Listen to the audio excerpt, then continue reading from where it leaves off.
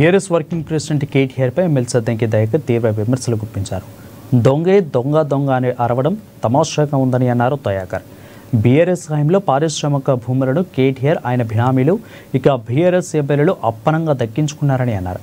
ముఖ్యమంత్రి రేవంత్ రెడ్డి తెచ్చిన విధానంతో ఎక్కడ దొరికిపోతామని భయంతో బెంబేలెత్తి నానా హంగామా చేస్తున్నారని అన్నారు. నిర్ధారణ పేరుతో తమ అక్రమాలను కూడా కప్పి పుచ్చుకునేందుకు ప్రయత్నం చేస్తున్నారని ఆరోపించారు.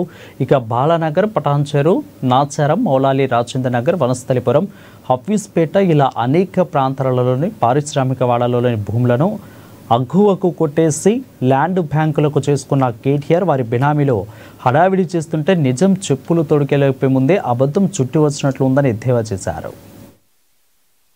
చాలా వరకు కొన్ని సిక్ అయిన కంపెనీలు కానీ లేకపోతే దివాలా తీసిన కంపెనీలకు సంబంధించిన భూములు ఉంటే బీఆర్ఎస్ నాయకులు చట్టాన్ని పక్కన పెట్టేసి వివిధ రకాలుగా వివిధ వ్యక్తులకు వాళ్ళ యొక్క అన్యాయాలకు కట్టబెట్టడమే కాకుండా అక్కడ ఇండ్లు కూడా కట్టుకున్న పరిస్థితి ఉన్నది. ఫర్ ఎగ్జాంపుల్ మనం చూస్తే సిరీస్ కంపెనీ వనస్థలిపురంలో కానీ, శంషాబాద్లో గ్లాస్ ఫ్యాక్టరీకి సంబంధించిన అంశం కానీ, లేదంటే రాజేంద్ర నగర్లో బీర్ ఫ్యాక్టరీకి సంబంధించిన అంశాల్లో ఈ బీఆర్ఎస్ హయాంలోనే వీటిలో రెసిడెన్షియల్గా కన్వర్జన్ చేసుకొని ఇండ్లు కూడా కట్టుకొని వాటిని వ్యాపారం కూడా చేసుకున్నారు.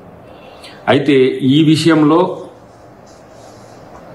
ఇప్పుడు హిల్ట్ పాలసీ వచ్చింది, ఇది ప్రభుత్వము ఏదో దాంట్లో స్కామ్ చేస్తుందని చెప్పి చేయడం ఎందుకంటే ఒకవేళ కనుక ఇవి బయటపడితే వాళ్ళ డ్రామా ఎక్కడ బయటపడుతుందో అనే ఉద్దేశంతో వాళ్ళు ఇలాంటి రాద్ధాంతం చేస్తున్నారు. కాబట్టి మేము దీని మీద స్పెషల్గా ఎంక్వైరీ చేస్తుంది కాంగ్రెస్ పార్టీ.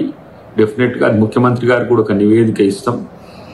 మేము ఇవ్వబోయే నివేదిక కూడా ఏంటంటే తెలంగాణ వచ్చిన దగ్గర నుంచి తెలంగాణ ఏర్పాటు అంటే గత 10 సంవత్సరాల నుంచి ఈ పారిశ్రామిక వాళ్లకు సంబంధించిన భూములు ఎవరెవరికి కేటాయించిండ్రు, ఏ ప్రాతిపదికన కేటాయించిండ్రు, ఏ విధంగా అక్కడ ఆక్రమణలు చేసిందనే అంశం మీద ఒక సమగ్ర నిజ నిర్ధారణ చేసి ముఖ్యమంత్రి గారికి మేము రిపోర్ట్ ఇస్తాం.